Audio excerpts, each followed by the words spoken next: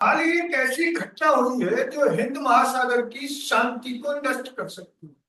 21 मार्च 2025 को डिफेंस पत्रिका defence update ने अपनी कवर स्टोरी में खुलासा किया है कि चीन ने पाकिस्तान को तीसरी हंगोर क्लास पनडुब्बी डिलीवर कर दी।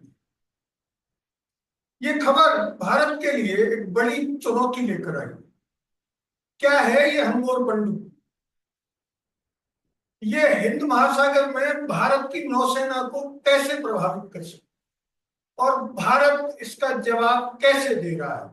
इन सारे सवालों के जवाब आज के इस वीडियो में हम आपको देंगे, लेकिन आपको ये वीडियो पूरा देखना होगा। ये सिर्फ एक पनडुब्बी की डिलीवरी की बात नहीं, बल्कि दक्षिण एशिया में शक्ति संतुलन, भारत पाकिस्तान के बीच तनाव और हिंद महासागर में बढ़ती चुनौतियों की कहानी है। तो सबसे पहले हम बताते हैं कि हंगोर क्लास पनडुब्बी है क्या। हंगोर क्लास पनडुब्बी चीन की टाइप 039A युआन क्लास का एक्सपोर्ट वर्जन है।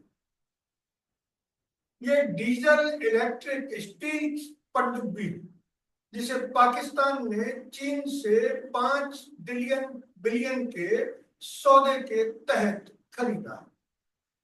2015 में राष्ट्रपति शी जिनपिंग की इस्लामाबाद यात्रा के दौरान इस डील पर साइन किए गए थे।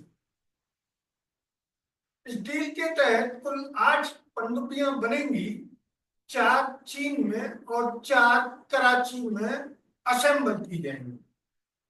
तीसरी पनडुब्बी जिसे 21 मार्च 2025 को डिलीवर किया गया है, इसका नाम है PNS एम सुसुक। सुसुक का अर्थ है एक खतरनाक समुद्री मछली जो जहां भी पहुंचती है वहां जलीय जीवों में खलबली मचा देती है। ये पनडुब्बी 76 मीटर लंबी और 2800 टन वजन की। इसमें स्टील तकनीक है, इसलिए इसे रडार और सोनार से पकड़ना बेहद मुश्किल। ये पानी के नीचे 35 दिन तक रह सकती है और 10,000 किलोमीटर की रेंज तक पाकिस्तानी समुद्र की सुरक्षा कर सकती है, उस पर नजर रख सकती है और उसमें आने वाले दुश्मन के हवाई और जहाजों पर नजर रख सकती है। इसमें टारपीडो 500 किलोमीटर रेंज वाली एंटी शिप मिसाइलें और माइन बिछाने की क्षमता भी। ये सब मिलकर स्टील तकनीक वाली इस पनडुब्बी को बेहद खतरनाक हथियार बनाते हैं। इसका नाम 1971 के युद्ध में भारत की INS खुखरी को डुबोने वाली PNS हंगोर से प्रेरित है, जो पाकिस्तान की नौसेना के लिए गर्व का प्रतीक है। पाकिस्तान का दावा है ये पनडुब्बियां क्षेत्र में शक्ति संतुलन बनाकर रखें, लेकिन सवाल है किसके खिलाफ? असल में हिंद महासागर भारत के लिए रणनीतिक रूप से बेहद अहम है। यहाँ से भारत के 80% से ज्यादा समुद्री व्यापार मार्ग गुजरते हैं। खासकर तेल और गैस की सप्लाई लाने वाले जलीय मार्ग इस इलाके से गुजरते हैं। मालाबार तट से लेकर अरब सागर तक ये इलाका भारत की आर्थिक और सैन्य ताकत का आधार है, लेकिन पाकिस्तान की तीसरी हंगोर पनडुब्बी इस इलाके में नई चुनौती पेश करेगी। डिफेंस अपडेट मैगजीन और वेबसाइट का दावा है कि ये पनडुब्बियां भारत के समुद्री व्यापार मार्गों को खतरे में डाल सकती है। अगर युद्ध की स्थिति बनी तो ये भारत के तटीय इलाकों जैसे मुंबई, कोच्चि या विशाखापट्टनम के पास माइन बिछा सकती है, जहाजों पर मिसाइल हमले कर सकती है। इनकी स्टील तकनीक की वजह से इन्हें ट्रैक करना मुश्किल होगा। स्टील एक ऐसी तकनीक है जिससे लैस हवाई जहाज, पनडुब्बी और जहाज सोनार और रडार पर नहीं दिखते। ये सिर्फ भारत पाकिस्तान की बात नहीं है, असलियत में ये चीन की एक रणनीति का हिस्सा है। चीन अपनी स्ट्रिंग ऑफ पर्ल्स यानी मोतियों का हार रणनीति के तहत हिंद महासागर में अपनी पकड़ पिछले 15 से 20 साल से मजबूत कर रहा है। पाकिस्तान का ग्वादर पोर्ट, श्रीलंका का हम्बनटोटा और अब ये पनडुब्बियां सब इसी रणनीति का हिस्सा है। असल में चीन चाहता है कि हिंद महासागर में भारत का दबदबा कम हो और इस रणनीति को अमली जामा पहनाने में पाकिस्तान चीन का साथ दे रहा है। वुहान में पनडुब्बी लॉन्च के दौरान पाकिस्तानी नौसेना के उप प्रमुख वाइस एडमिरल अवैस अहमद बिलग्रामी ने कहा, ये पनडुब्बियां समुद्री सुरक्षा और राष्ट्रीय हितों की रक्षा के लिए, लेकिन भारत इसे अपने खिलाफ एक साफ खतरे के तौर पर देख रहा है। भारत इस खतरे से कैसे निपटेगा, इसका खुलासा भी डिफेंस अपडेट ने अपनी कवर स्टोरी में किया है। वेबसाइट ने बताया कि भारत ने इस खतरे से निपटने के लिए अपने आईएनएस अर्जन डिस्ट्रॉयर को तैनात किया है। ये एक स्वदेशी युद्ध पोत है जो पनडुब्बी रोधी तकनीक से लैस है। साथ ही अपने P-81 विमानों की गश्त भी भारत ने समुद्री इलाके में बढ़ा दी है। ये विमान अमेरिका से खरीदे गए हैं और समुद्र में पनडुब्बियों को ढूंढकर नष्ट करने में माहिर हैं। इनके पास लंबी रेंज की मिसाइलें और सोनार सिस्टम है जो हंगोर जैसी स्टील पनडुब्बियों को ट्रैक कर सकते हैं।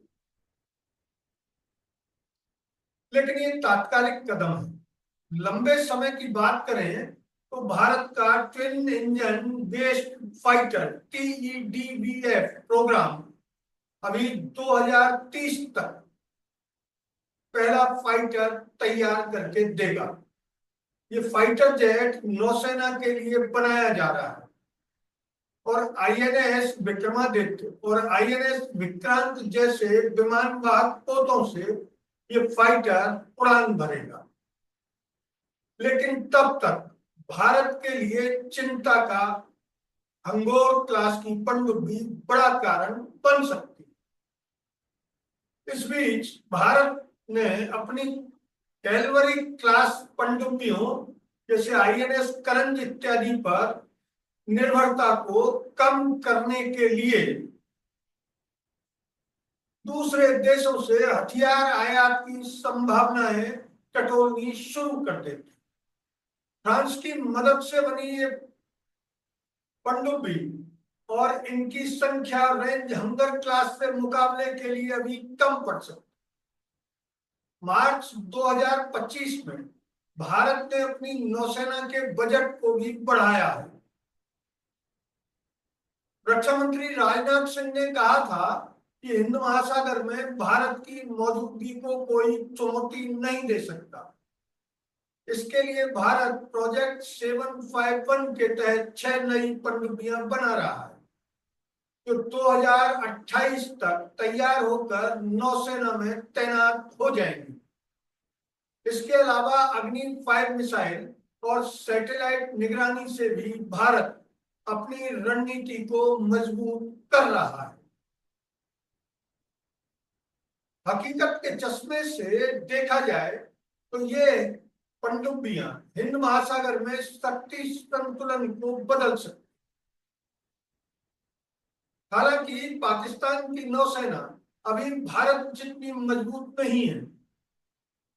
भारत के पास एक विमान वाहक पोत, 16 पनडुब्बियां और 140 युद्ध पोत, जबकि पाकिस्तान के पास 10 पनडुब्बियां और 30 युद्ध पोत। लेकिन हंगोर क्लास की स्टील्थ और मिसाइल क्षमता पाकिस्तानी नौसेना को खतरनाक हथियार में बदल देती। चीन का रोल यह सबसे अहम है। तो पाकिस्तान को सिर्फ हथियार नहीं दे रहा, बल्कि भारत को घेरने की रणनीति बना रहा है। ग्वादर से लेकर मालदीव तक चीन की मौजूदगी भारत के लिए चिंता का बड़ा कारण बन गई। अगर पाकिस्तान इन पनडुब्बियों का इस्तेमाल भारत के व्यापार मार्गों को बाधित करने के लिए करता है, तो भारत की अर्थव्यवस्था पर बड़ा असर पड़ सकता है।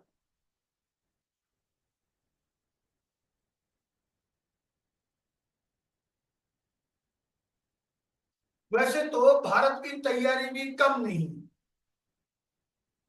उसका INS अर्जन P-81 जासूसी विमान और आने वाली 751 पनडुब्बियां, प्रोजेक्ट 751 के तहत बनाई जा रही पनडुब्बियां भारत की नौसेना को बेहद ताकतवर और मजबूत बना देंगी। लेकिन TEDF यानी all twin engine jet based fighter परियोजना में देरी भारत की सुरक्षा में कमजोर कड़ी बनकर उभर रही है। विशेषज्ञों का कहना है कि भारत को हंगोर क्लास पनडुब्बियों के खतरे को देखते हुए अपनी नौसेना का आधुनिकीकरण बेहद तेज करना होगा। आने वाले दिनों में हिंद महासागर में भारत और पाकिस्तान के बीच ये नई स्थिति और दिलचस्प हालात पैदा भी करेगी, क्योंकि चीन की मदद से पाकिस्तान अपनी ताकत बढ़ा रहा है। इस वीडियो के कमेंट करके बताएं कि क्या भारत इस चुनौती से निपट पाएगा। अगर ये वीडियो आपको अच्छा लगा तो इसे लाइक करें, शेयर करें और हाँ, हिंदी हेडलाइन को सब्सक्राइब जरूर करें। धन्यवाद। जय हिंद।